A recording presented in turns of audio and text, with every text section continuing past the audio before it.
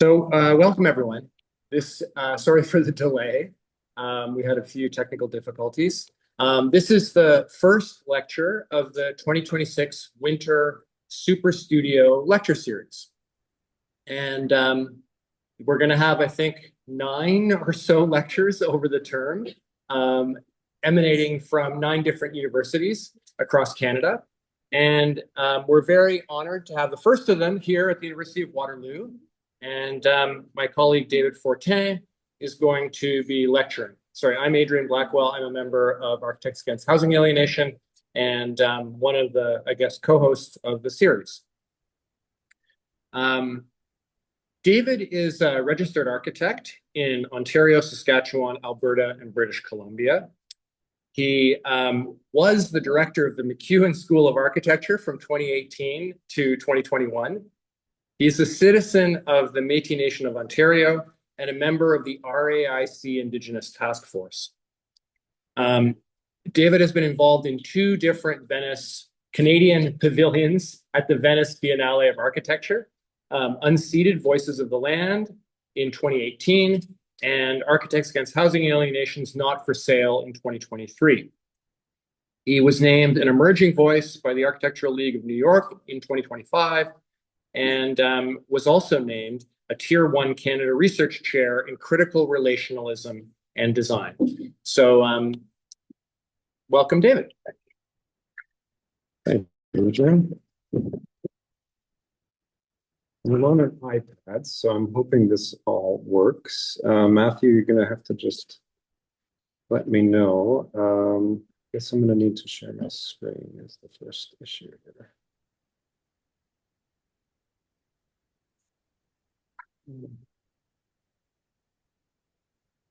Just hold on.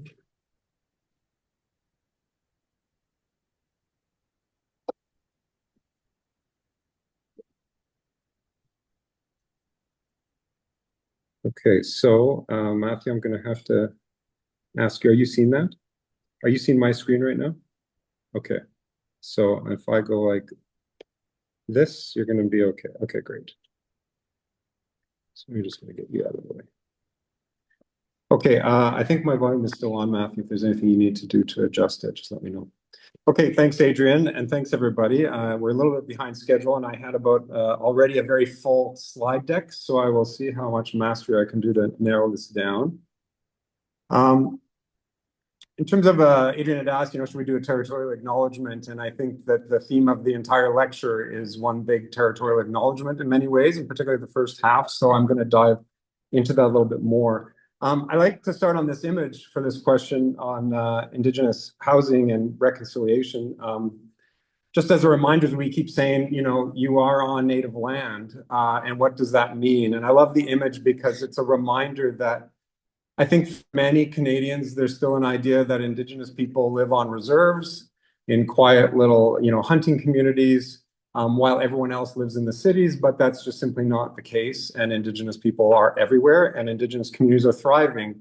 The other thing is just in terms of the nature of treaties, I think there's still often a lot of confusion, and I won't go into it, and I'm not a treaty expert, but just a reminder that, Indigenous people were never conquered here in Canada. They signed treaties and made agreements, meaning that they never gave up their sovereignty, right? So the lands are still sovereign nations. And even though we may not live on First Nations reserves, we are still on the lands that were negotiated for us all to be here. So all of the things that we are doing are still on Indigenous people's lands.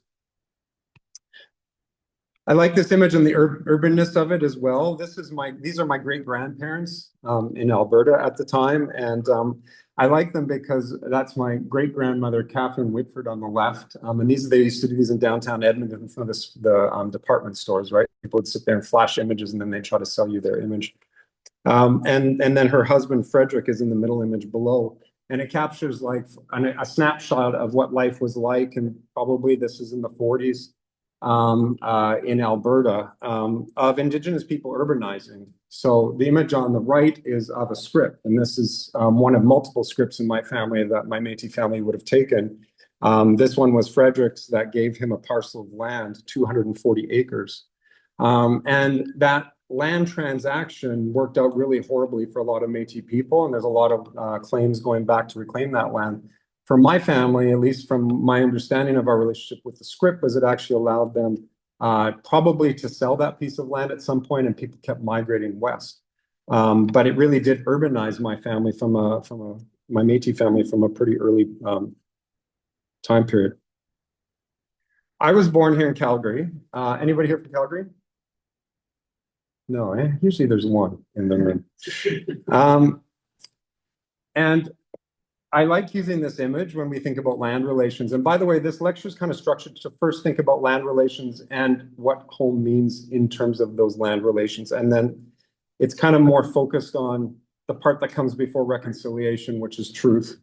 And then the last section that I'll probably be flying through will be more in terms of what's happening in terms of reconciliation. But what's interesting about Calgary, you might notice in the far left or the southwest corner of the city, if you don't know the city well, there's a darker green box right there. And if any of you can't probably guess what that is, it's a reserve. The Fortin Nation, it's a Blackfoot Confederacy. And they chose that land. They're one of the few First Nations that actually chose land they wanted. And there's articles written that really nobody wanted them there. They knew that they were close to the city, but they were granted that land and they stayed there. And what's remarkable is if you take off the map, you can actually see the difference in land relations between one group of people and another group of people in the land itself.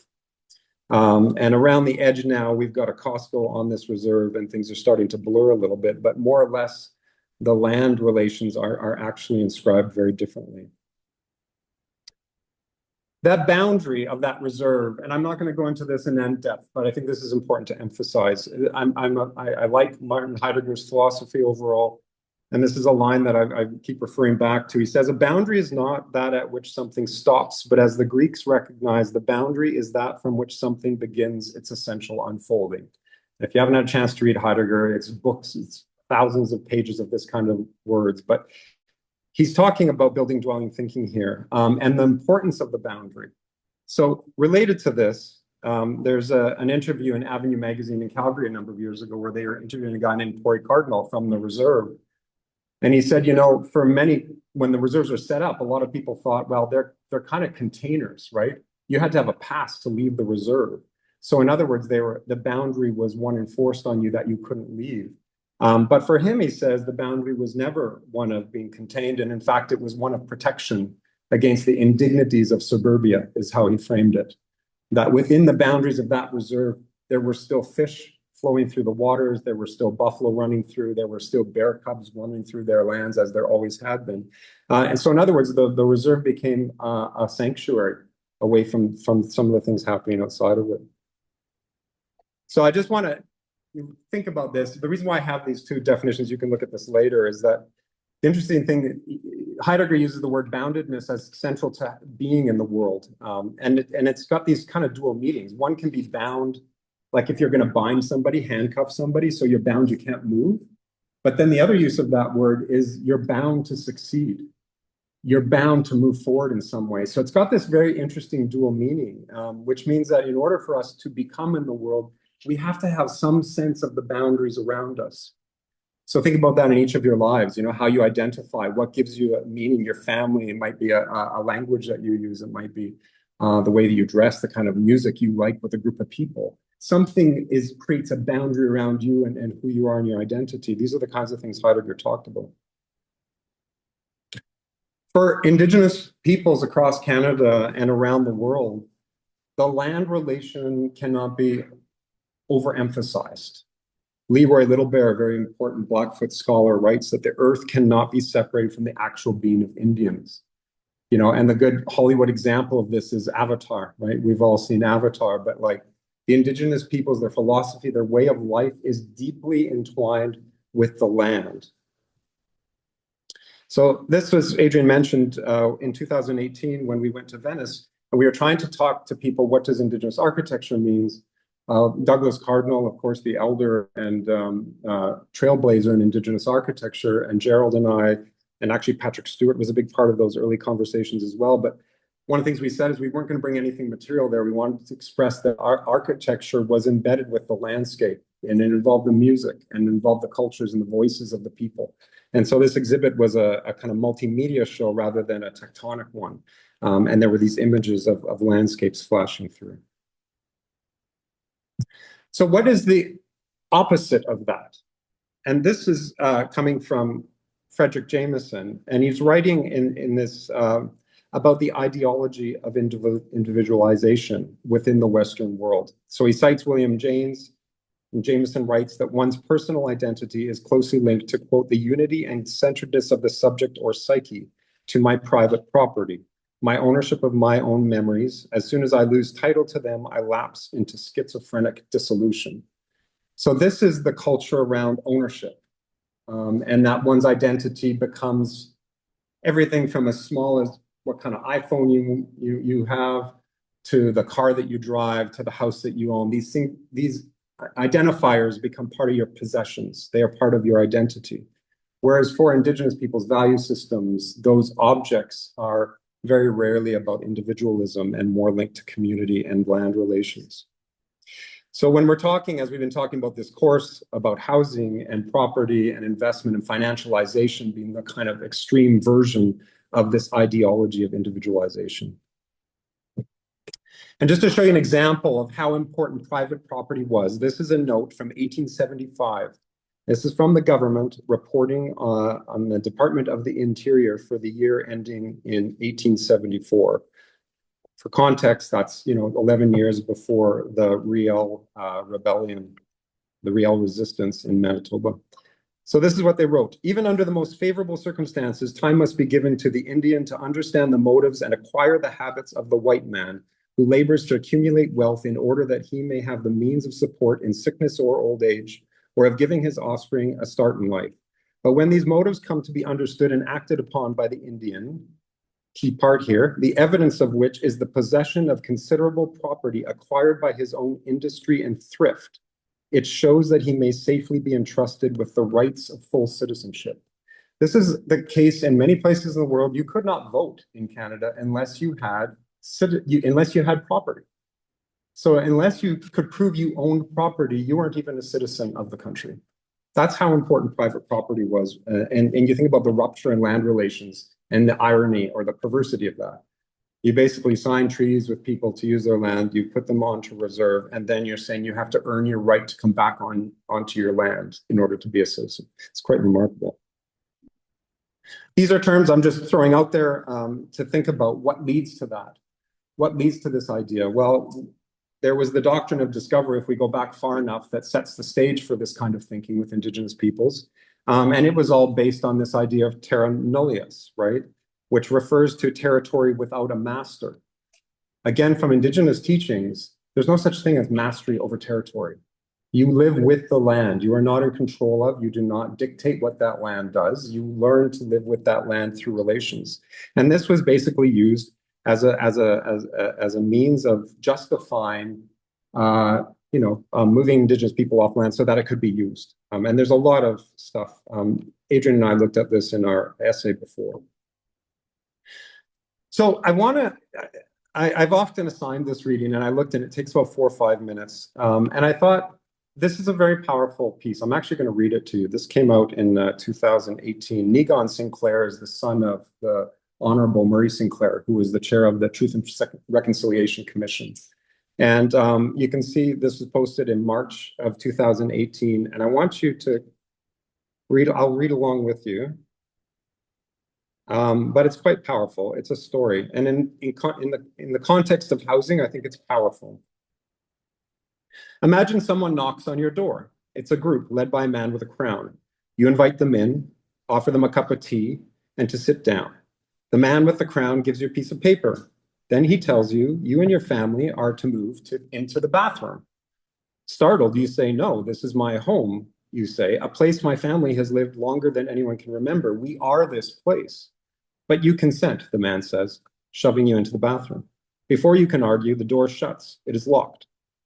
Forcing it open slightly, you see that there's another man standing in the doorway now. He has a weapon.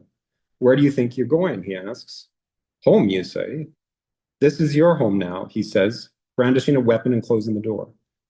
You ask politely to leave. You scream, you kick, you call for help. No one is coming to help, says the man with the crown. We have some new rules. A piece of paper is slid under the door. On it are rules surrounding what clothes are to be worn in the bathroom, what activities are forbidden, what happens to those who resist.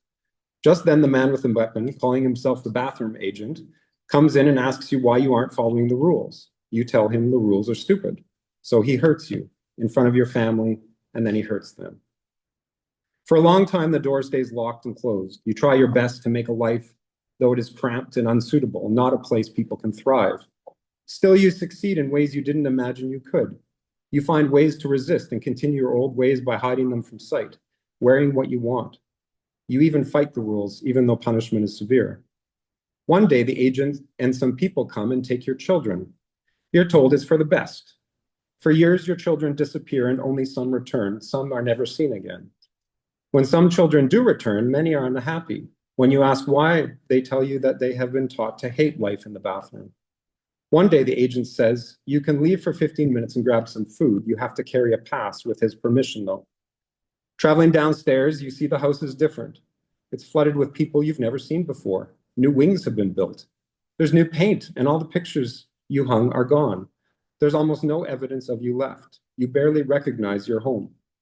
Returning, you ask the agent how much longer this has to go on. He says the new rule is you can write questions on a piece of paper and he will present it to his leaders. For a long time, life is like this. Your family endures and resists and continues while a huge, constant, never-ending ruckus goes on downstairs. People are having an amazing time, and you're locked in the bathroom. Until one day, the door opens. The agent says, you can leave if you want. You walk through your home. Everywhere are occupiers. Your home is barely recognizable. The food, the walls, the floors are all different. All you recognize is the foundation. A woman comes up to you. Who are you? She asks. I live here, you say. No, you don't. This is my house. You tell her the story of inviting people in for tea, over a century in the bathroom, of resistance to the agent, of lost children, lost relationships, violence, genocide, of the struggles. Well, she responds, you have the bathroom. Why aren't you happy with that? Angry, you tell this story to others. One asks you why you don't just get over it and stop complaining. One listens intently and a single tear falls down his cheek. One tells you that her people suffered too, and everyone should suffer a little bit. And still you speak, telling the story of your dispossession. Over and over and over again, you convince some, win some small victories, but there is always more work and more people. Then one day, a well-dressed man who looks like the one with the crown comes up to you. He says sorry for everything. Then he regrets things have turned out this way, that he hopes your people and his people can reconcile, that a new relationship is possible. You ask for your home back, to share at the very least. I'm not that sorry, he says, walking away. Turning the door, you remember the knock and refuse to go away.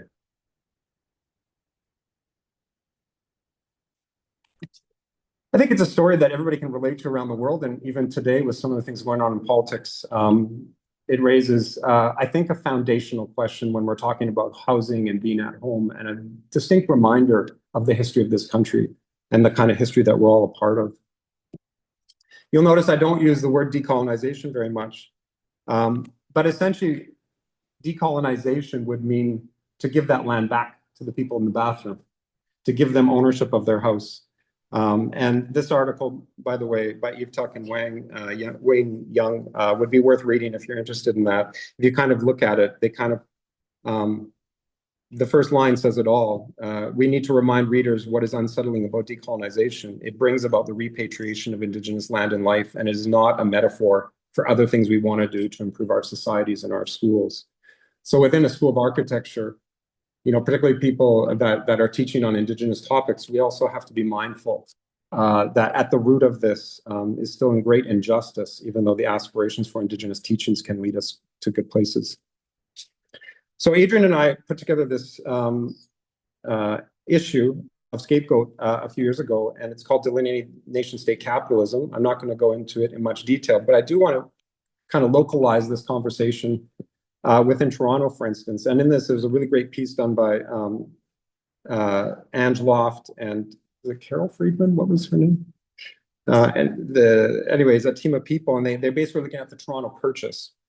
And what they did is they went through the actual historical documents and they extracted bits and pieces out of how these negotiations went. And just that you've probably seen this before, I won't read it all, but when you look at the 1787 Toronto Purchase, the Mississaugas were looking at what they were getting in return back for the land. One bale of flowered flannel, 24 brass kettles, 124 mirrors, 24 lace hats, 2,000 gunflits, 96 gallons of rum, and a little bit of money. And there was a footnote there. There's more stuff, but you get the gist that this is what they were offered from the Crown for the entire land that Toronto now sits on. In 2010, it was in the news, they settled for $145 million. So a lot of people think, well, that's a lot of money. Good for that First Nation. But if you think about what is the actual, if you convert back to a real estate mind in contemporary Toronto, what is $145 million worth? I was just looking, I was telling students earlier today, last week, this is a six-unit apartment in Toronto, if that's for sale right now, if you're in the market, for a cool $27.5 million. And I was looking back at major purchases of Scotiabank sold their tower for a $1.27 billion. So it starts to make you wonder about the value and how you actually monetize how a First Nation should be negotiated back when it comes down to putting a price tag on these things.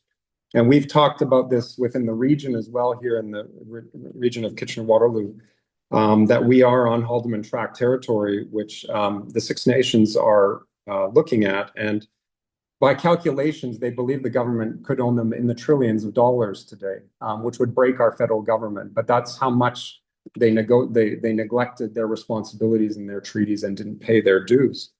So these things are all going on. And I guess I wanted to add this very quickly. I don't read the Atlantic very often, but I was intrigued by this article put up by David Frum recently. And it's a certain branch of politics right now where you're starting to see a narrative emerge that I think we all have to be very conscious of and critically position it. And you can just look at the last paragraph I put down there. It says, basically talking about this giving of land rights, recognizing Aboriginal title to land, which was part of the treaties. But now he says, in a generous impulse to share Canada's wealth with First Nations, courts appear poised to destroy the systems that created the wealth in the first place. So now you have a condition much like in the bathroom scenario where people are saying, but we own the wealth now, and you're going to destroy our financial systems by honoring your Aboriginal title to it. So it's a justification starting to brew on a certain branch of politics that actually negotiations with First Nations is going to destroy Canada economically. So keep your eye out for that. If you think about boundaries, again, I'm going to get to housing eventually, but housing boundaries, I always think, the first boundary we have is our skin. Sometimes I think our skin is a false boundary. It's a mirage that we're actually these individual units, and we actually are more connected than that. But then there's your house, and then there's your province, your city, all the way to nation building. And this idea of drawing boundaries and relating our identities to it, and a branch of nationalism which is happening around the world can be quite concerning. And often it makes me wonder, what about the First Nationalists, the First Nations people? Where do they fit into all these battles over whose territory it is as lands, entire landscapes, for instance, Greenland, become profitable entities, right? They become exchange value based on what they make up, never mind the Indigenous peoples in these places. And land relations have many different forms. So this is a map that I really like. It's a drawing of the last, I don't know how many of you know or were taught this, but the last armed resistance or last armed battle in Canada was right here at Batoche in Saskatchewan, the St. Lawrence settlement. And what's interesting about it is it's the last place there was an armed battle in Canada, and you have in this one drawing, this one township, the three different modes of land relations. You have the Dominion grid, which immediately prices land differently, right? So if you have a parcel of that grid that's 3 away from the river, your land is less money than the people that are beside the river because you have access to irrigation, for instance, right? So immediately when you put a grid over top of landscapes, you start to differentiate one piece as more money than another one. The Métis people are the river lots that you see in the middle, which tried to kind of balance this idea of private property, but the river lots gave you a system where everyone had access to the river, and everyone had access to the road. So it was an egalitarian value that Métis people had inherited from First Nations, and yet the private property of the Dominion Canadian grid. And then you have the reserve, and much like that idea of terra nullius, there are no boundaries on the reserves. There's no such thing as a private lot. Well, there are nowadays, but conceptually, the reserves, at least back then, there was this idea there was no surveys on reserves, and therefore that makes it look open and to be occupied. And it's such a perverse idea. So this is an elder that I've worked with, a very dear friend of mine, Winnie Pitawanakwit, and I asked her about this idea of properties, and she was just so honest. She said, "I really don't understand what that means. Do people think they own the plants too? Do they think they own the bugs and the birds and the squirrels that go through their land? What does it mean to own land when land is so contiguous?" And so a student of mine a few years ago drew this property line going right through a tree. Does that make sense? You own half of the tree and you own half the tree. Why are we talking about owning the tree? So getting more close now into your assignments and things you're looking at, these are the things that Adrian and I were interested in our scapegoat issue, is that you think about this land delineation and creating properties. The lot is the basis of urban morphology, George Baird wrote about. If you look at the way architecture has evolved over many generations, this parceling of land and the rules around that parcel of land become they define the architecture eventually that comes. So I want to switch now a little bit. So what happens in that? This is an Indigenous cultural iceberg. I'm going to give you a very short version of this, but essentially you can relate this to any culture, where everything above the water is what you see of the culture. You see signifiers. It might be the way you look, even your skin color. It might be the way you dress. It might be the music or the instruments that you're using, whatever identifies your culture. And everything under the water is the epistemology, the epistemological foundations of what gives expression to your culture. You don't dress in a certain way to express your culture because you think it looks good only, because it's usually tied to a religious belief, some sort of philosophical foundation of who you are, what you identify with. And at the bottom of the Indigenous one is, of course, a meaningful relationship with the natural world. You must be in relation with the natural world. And I argue that the line of the water is language, because Indigenous languages weave together your material expression of yourself in the world and your epistemology. What are your philosophical foundations? Architects, unfortunately, tend to fixate on that, because that's what we do. We just give expression, spatial and material expression to things. So that's kind of where our heads land to, without understanding the importance of the epistemological underpinnings of what we do. So what happens in the contemporary world as we start to privatize and monetize land relations? We have a problem here. And this is, for me, when I think of the word alienation, for Indigenous peoples, this is the alienating mechanism. What happens? All those value systems that you've been relying on for thousands of years are suddenly pushed aside by global capitalist economies, individualism, unfettered resource extraction, a spiritual disconnect from the land, power and value linked almost entirely to wealth accumulation. There's a neutralization, subjective erasure narratives. This I like to think about. Many years ago, I used to like Dwell magazine used to always come out, and every house had the same, 30s couple with their ripped jeans on and their white t-shirts, and they had a kid running around the house with long hair. It was like the same thing, right? Totally neutral culturally. Those people all didn't matter what they looked like, no cultural expression in a lot of architectural design culture. And then you commodify everything, including even ourselves. You look at TikTok stars and people making money off of everything you can imagine today. You commodify everything. So then you're left with this issue of what's above. I'll just run through this quickly. These were some exercises I did a few years ago where I was curious, what does Midjourney think Indigenous design is, right? So I ran this through a modern design campus building. This was the Cree version. This was the Maori version. This was Australian Aboriginal, my favorite of the four, and Inuit at 511. So I designed 16 Indigenous buildings, which arguably I could imagine that showing up in Canadian architecture. No problem on a competition entry. They all look pretty convincing. But you've got this issue now where you've got Indigenous architecture being interpreted only by its aestheticization. What does it aesthetically look like? And you're totally losing sight of why those aesthetics are there in the first place. There is no triangle, no circle, no color almost used in Indigenous iconography or expression that isn't deeply related to everything under the water. They're not just there to look cool, right? That's not part of it.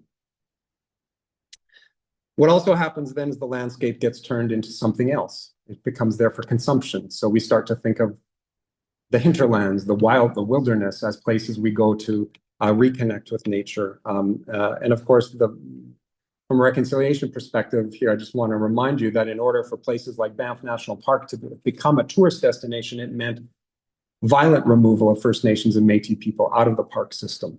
Many people suffered through that so that they could create a pristine environment for everyone to come and enjoy. I'm going to not talk about that. Okay, so now I'm looking at my time and I'm going to speed up. I thought it would be good to give a snapshot a little bit of when we come, because we're mainly talking about urban Indigenous housing in this course. This is just a Stats Canada look. For many of you may not know, there's roughly just over 1 million people, First Nations populations in Canada, about 625 Métis and 70,000 Inuit, and you can kind of see on these maps where their distributions are.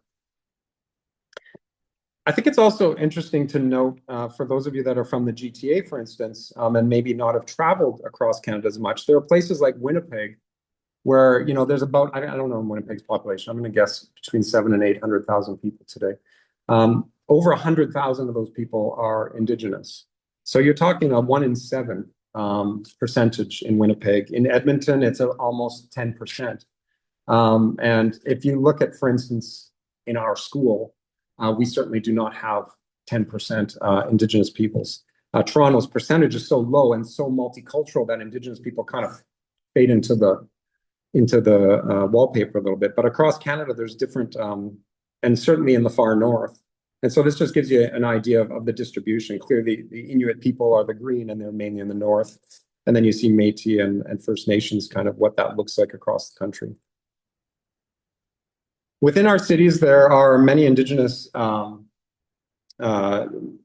programming for urban peoples. So these are just some of the idea of things that we see within the cities: programs and services, organizational capacity, coalitions, and research and innovation. So this is Indigenous people are increasingly becoming urbanized. Within our region, I wanted to just share that this is also a challenge, that First Nations, Métis, and Inuit people have twice as the rate of low income within our region, and as well as within housing. So roughly about the same in terms of spending over 30% on the housing, but almost 3 times or 2.5 times living in homes that needed major repairs within our Indigenous people. So a lot of those same problems are here in our region as well. And I'm not going to talk about reserve housing much. I've done a lot of work on that. In fact, our Venice Biennale project was on the reserve housing. But I also want to note that, the federal government is legally responsible for providing housing on First Nations reserves. And I'm going to kind of dive into a little bit about the problems that we've encountered in that area. But this comes down again to treaty relations, right?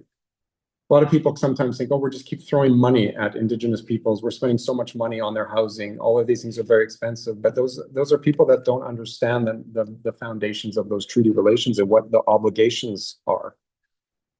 So I'm going to move now more into housing on this front. And I love this image. If we talk about the commoditization of housing, I came across this years ago. And ironically, the first time I moved here to Cambridge and put this up on the screen, I realized I just bought this house just up the hill. And these were like basically cookie cutter homes that were built. And if you look at the messaging of these, at the bottom, it says, do not attempt to build without plans.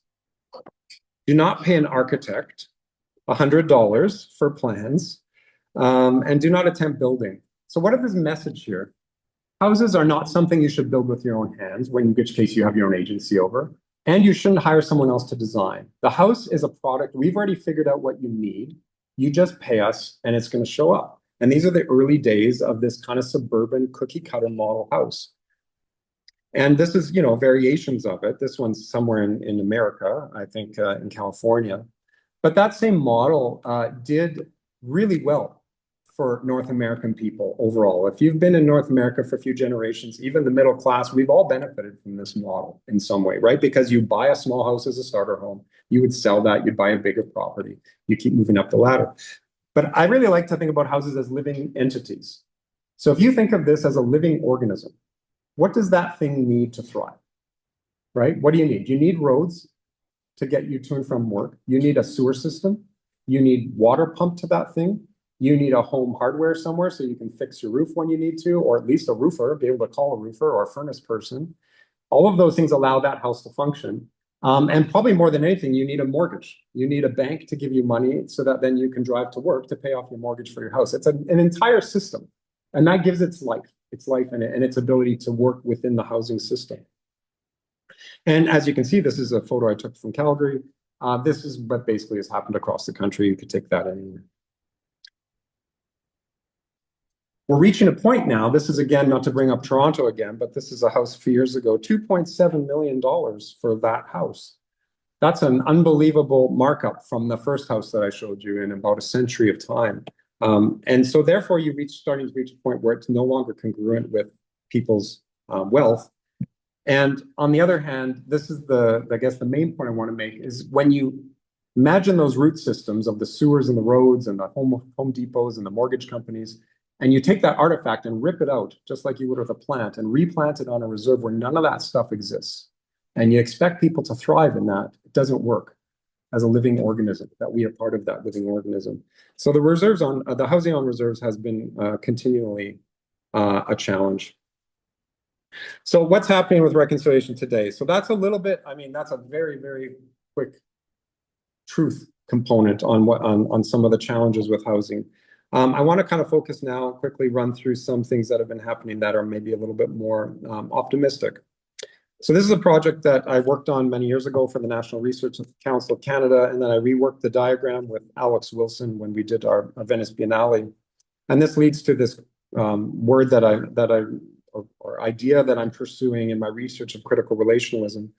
I'm not going to go into that in terms of its theoretical foundations, but what I did want to share with you is I drew this in a way to describe what a house is to First Nations peoples. And I drew this as a positionality within the National Research Council to explain that I really don't care what the house looks like at the end of the day. I really don't. But if it can connect people to each other, to their culture, and to the land in meaningful ways, then it's going to be become part of an embraced typology. And we were looking at these things. And so this is, again, goes back to this question of boundary that Heidegger talked about, the boundary of the house. And what defines that boundary? In this case, it's relations, your relations with things. People often say to me, well, First Nations people must have been in, battled with each other. It's not like they were all peace-loving people. And that's absolutely true. But my understanding, at least what I've understood from the teachings, for instance, a Woodlands Cree person, as soon as they moved into a landscape that their language wasn't tied into, that their people hadn't been on, that they didn't know all the animals, they might have moved into Plains Cree territory. And they would have known by the landscape that they're no longer in their territory because everything about their being. So the boundary in this case is your relationality. How do you relate? How do you respectfully in relation with the animals and the water and the beings around you? So this was a project that we did. I'm going to run through very quickly. Basically, we're looking at remote northern communities and housing designs. And the first prompt was, can you design me 4 or 5 model homes for remote northern Canadian communities? And well, that's ridiculous. Remote northern Canada is a massive place with very many different cultures and peoples. You can't blanket them into one thing. So I received the okay to get this group together that were my advisory board. And then we worked with 4 First Nations architects. Lady of Smoke worked in Bonabonabee Cree Nation. You can see the housing there. This was Brian Porter from Tour Architects, worked with Fort Severn. Alfred Waugh from Formline worked in Delaney, which is near where he grew up.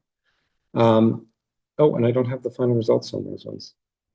I'm missing a slide there, maybe come later actually. So I'll come back to this, but basically what came out of this was 4 different housing typologies based on each community's needs, which really reaffirmed this idea that you can't just assume Indigenous peoples' housing should be replicated based on the fact that they're Indigenous. I'm going to move through this very quickly. Tour Architect, these are sort of now what's happening. I've just thrown some examples of contemporary housing projects within cities that we're starting to see. So Le Breton Flats in Ottawa, that they've worked on. You see many different friendship centers and a sort of supportive housing like the one in Sarnia below. And even the Block 2 Indigenous Hub in Toronto that has some affordable housing. Truro did that with Stantec. And so we're starting to see Indigenous housing projects in many different places. This is an example where more of a land back scenario. If any of you are from Winnipeg, you will know that Treaty 1 acquired the former barracks lands in Winnipeg, which is now the newest urban reserve. And you have Treaty 1 in charge of a development that will hopefully provide some economic benefits from the community, but also they're doing a lot of deep analysis of how you can do ecological systems that align with their value system. So they've been asking themselves, what is a form of urbanism that aligns with our beliefs? There's also the CNOC project out in Vancouver. There's a little video if you guys haven't heard on this. This was the largest, I think it's the largest CMHC funded urban project in Canadian history. And it's in partnership with the First Nations development corporations. So I think this one has a lot of different pieces to it, and it has its shortfalls, but there's also a major step forward here. And then locally, there's things like Kitchener-Water Urban Native Wigwam Project. And this is a group that is providing, it's a nonprofit group that is, again, its model there is to provide culturally safe and affordable housing within the Waterloo region. And just around the corner from us, there's a good example here where they opened up 30 new affordable housing units just behind City Hall here. So this is an Indigenous housing unit building that is now in downtown Cambridge. I want to share this project because I think it's really important. It is a little bit back to the truth aspect. I want to just share, I'm actually working advising on a penitentiary project. I don't know if you guys are aware of the statistics on this, but 50% of women in jails in Canada are Indigenous. 50% of women and 40% of men. We're talking 4% of the population. So if you think we're in a decolonized world, you're unfortunately mistaken. And the second stat that is really scary, and Patrick Stewart and I have talked about this many times, these are the number of children in foster care in Canada from 2011 to 2021. And if you look at just the total Indigenous going along the second last line there, in 2011, 47.8% of children in foster care are First Nations, Métis, or Inuit. And that has increased to 53.7%. 54% of children in foster care in Canada. There are more kids in foster care today than there were in the 60s scoop. So if we think we're kind of over the hump, we've still got a lot of work to do. But in response to this scenario, himself a survivor of foster care, Patrick Stewart worked with Luma Developments on this project. And I mentioned this to a few of you the other day. What's remarkable about this project was a concept of a vision. Because the life path of a kid in foster care who's Indigenous is incredibly predictable. I've heard it multiple times now. You know, people will adopt them, bring them into the house until they're like a toddler age, and then there's a high jump where they give them up. Then they go to another house, and by the time they become a teenager, between like 12 and 18, there's an average of something like 4 or 5 homes they're in between there. Like the statistics are alarmingly predictable. What this project did was, I think, a radical idea. You designed a unit around a room for a kid. And if the family wants to take care of that kid, they move into this building. And if they want to give up on that kid, they're out. And the kid stays there in the community. That's an amazing power relationship shift where the child, even if you're 5 years old, has control over who's staying in the building. And they grow up in community. They grow up in their culture. They grow up connected with people. I don't know how successful it's been, and I haven't heard of repeat units, but I often think this is this is truly putting children at the core of your decision making if you want to stand by some of those rules. And that's an architectural and a policy initiative. I'm going to wrap up quickly with just some of my own work, my team's work. Just last year, we finished this. It's unfortunately not published yet. It's getting translated into French. But for CMHC, we did a landscape of Indigenous-led housing innovation. That rendering is from Smoke Architecture. So that's Thunder Woman Lodge, which is a part of the IHI Indigenous Housing Innovation Initiative project. And that's being built right now.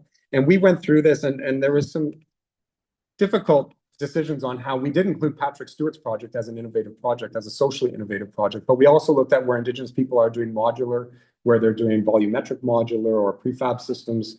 and then highlighting these and showing that Indigenous people are working towards it. And we did this analysis across the country, and all of the ones that are on this map we documented. And this will become a resource moving forward for other Indigenous communities to show what's happening across the country in terms of modular, prefab, and other systems, energy efficiencies. I also want to really mention this.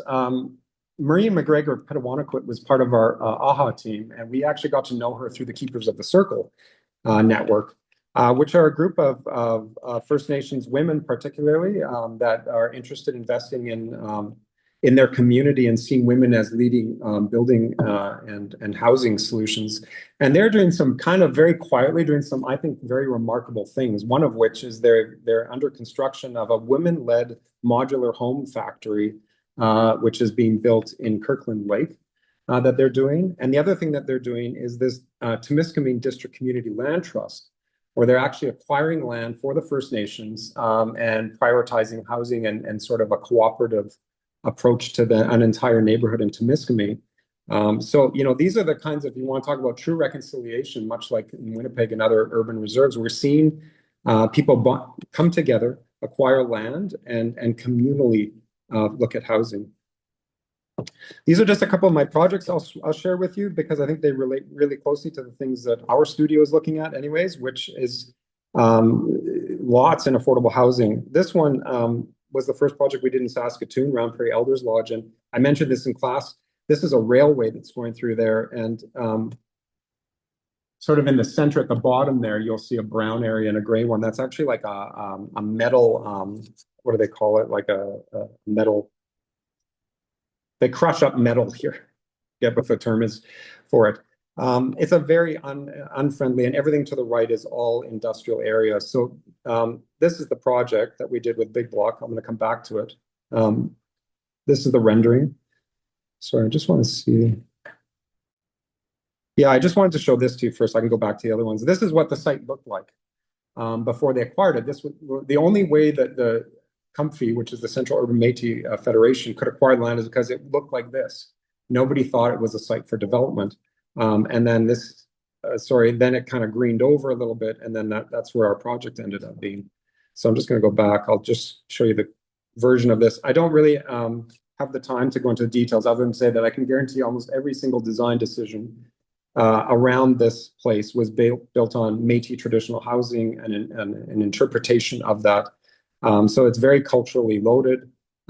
We did this project, I think, for $240 a square foot, which I know to a lot of people in Southern Ontario, like, no, that can't be possible. But we did because of the modular build.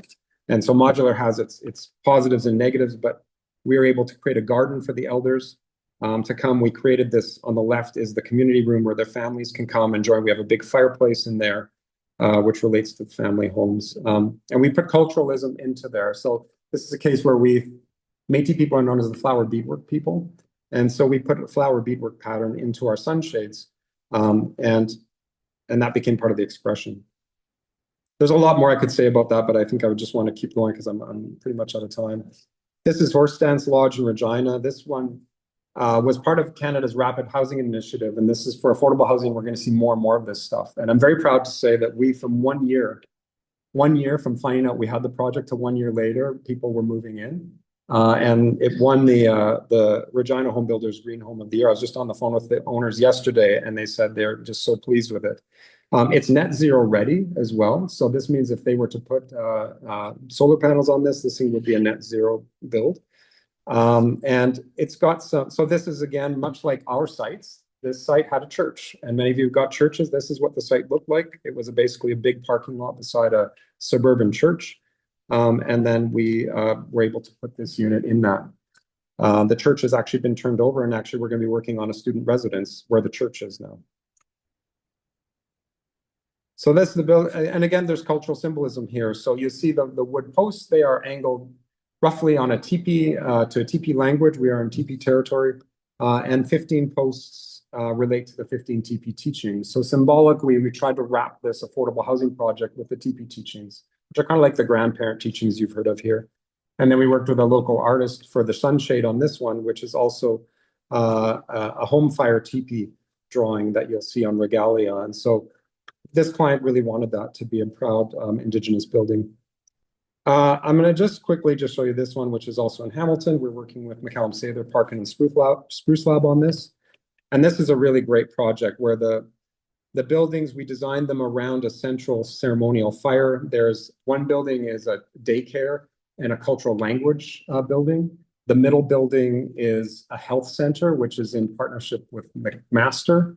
It was in partnership with McMaster. Now I kind of think they may not be part of it. Anyways, it's a place where there's Western and traditional modes of healing. So we're designing a space for Sweat Lodge as a place you can heal here, and you also can see medical doctors and get tests in other ways. So it's a blend of traditional and then there's affordable housing on the lot, obviously the tower on the right. So these are the two entries for the communal services. This is also on the lot of an urban farm, the best, liveliest urban farm I've ever seen in my life, which was really exciting that we get to put these buildings beside a thriving urban farm already. So you have the idea of food sovereignty as part of the project. And then this whole side of this was our goal, was to try to kind of preserve an area where land as a precious value of Indigenous people could still be foregrounded in terms of the development. And that's the central fire. So I think these examples show you that, there is a hard truth in terms of reconciliation with Indigenous people. We're still lingering and dealing with that and the struggles of many communities. But across the country, and this is just a small example, there's a lot of positive things happening. Indigenous people are starting to take ownership, more and more increased sovereignty over their housing. And so I think that we've taken some big steps forward over the last 10 years. So I will end there. Thank you.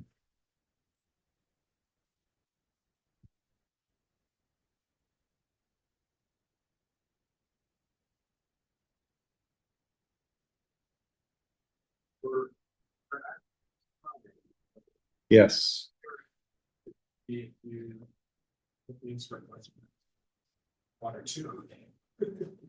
I don't know. You can still hear me, Matthew? Yes, we can hear you.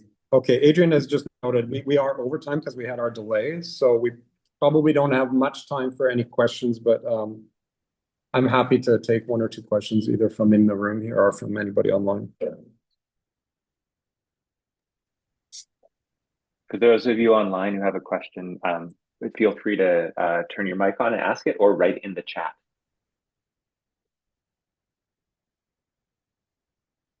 Anybody in here got a question?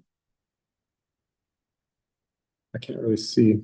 Okay, I see one in the back. Go ahead.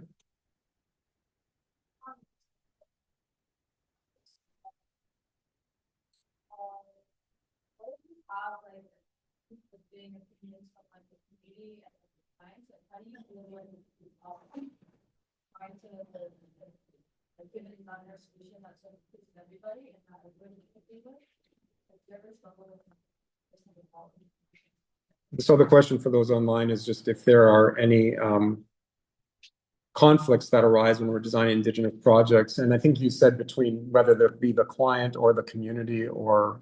Yeah.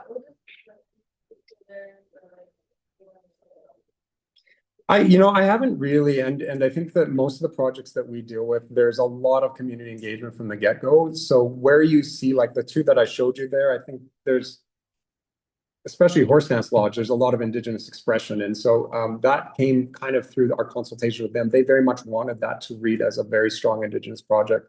And for some groups, that's in essence reclaiming their presence in the city, right? But as another example, we're working on a women's shelter in Edmonton. And when you work on things like that, where it's a domestic abuse shelter, that's a very different set of circumstances. So that project is quite quiet. It's trying its best to fit into, camouflage itself within the context. And so in those cases, there's less conversation. We don't usually get the brunt end of that. Actually, I think a lot of people who... You're going to get that NIMBY attitude. It's been brought up before. So I know it exists. So when they announce there's going to be an Indigenous affordable housing project, the city usually is the first one to get the pushback. People are going to say, well, that's going to devalue my property. And there's very much that attitude about Indigenous peoples in housing that is out there in the world for sure. I personally don't get to see it much because by the time we're on board and ready to design, things have been approved and we're moving forward. And I've never heard anything but compliments from neighbors, even once our projects go up. So we've been very lucky, but yeah, there's definitely NIMBY attitudes out there about these kinds of projects. Yeah.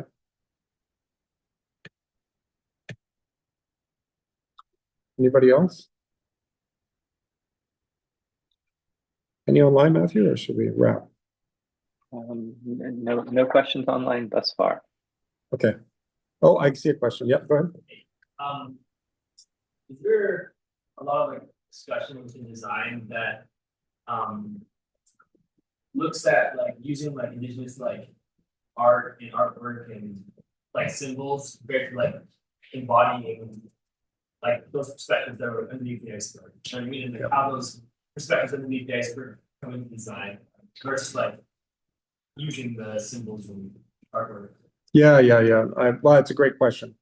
And that is something I think we all struggle with very heavily. So, we will do things like creating land, like the garden at Round Prairie, or, even at Horse Dance Lodge, there is a space for a sacred fire in the back and teepee raising. And so we're trying to think about how people can go out and use the land in those ways.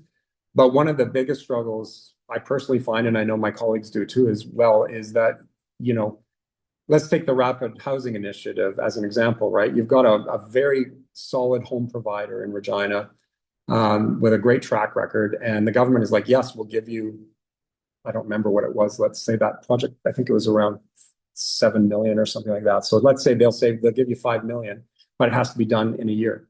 So like you're at that point, talk about being bound. You are bound to the housing production methods that you can mobilize to get that thing done on the Rapid Housing Initiative timelines, meaning the modular construction has some very questionable, energy efficiency, okay, but material sourcing and some of the things you would like to do, spatially do things differently, maybe. You just don't have that flexibility on any affordable housing project to do anything that's very, let's say, innovative in the ways that you would probably love to if you had a budget and a timeline. And I don't want to use that as an excuse. In some ways, I'm very happy with what we were able to accomplish under those circumstances. But it is still very, very confining. And even, using EIFS, right, which is a stucco insulation product that both of those projects use. We are using it on many of our projects right now. Environmentally, I would love to do something differently, but, even we're kind of bound to that level of like, you can't even use a cladding material and rigid insulation on these projects because we're finding out that it's much more affordable to use the EIFS system, which isn't as durable. So we're confined, and that does work against some of the values. At the end of the day, you just have to say, are you accomplishing your goal of getting more people secure, safe, warm housing at the end of the day, and move the dial forward in other ways? That's really where we're at. It's a great question, though, and yeah. And I will also say that for some Indigenous communities, like I worked with a community, Whitefish Lake First Nation in Alberta, and I was in the thick of thinking about teepee teachings, and we started our first meeting with them, and right away they cut us off. They're like, we don't want to hear anything about teepees. We're not interested in it. We want an energy efficient home, gable roof to get rid of the snow. That's it. We're like, okay. So then you listen. That's the other thing, right? Like it's up to them. It's their project. We want them to be proud of what they want for their project. So they all evolve differently. Okay, I think we are ready to wrap. And I see your note on there, Matthew, and you're giving thumbs up to the whole class here, so that's great. All right, thanks everybody. Lecture, David. Thanks so much. Okay, thanks, David. Thanks, David.